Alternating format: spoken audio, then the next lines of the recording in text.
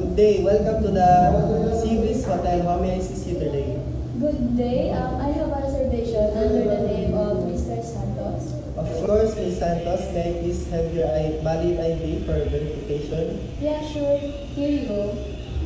Thank you. Please wait a moment. Allow me to check your reservation. Your booking is confirmed for 2 nights and our deluxe room. Here is your room key. At room 204 located at second floor. Check-out time is at 12 noon and breakfast is served at the Sea View Restaurant from 6 a.m. to 9 a.m. Alright, thank you so much. You are most welcome. If you need any assistance during your stay, please dial 0 from your room phone visit the front desk. We hope you enjoy your stay here at Seabreeze Hotel. Thank you.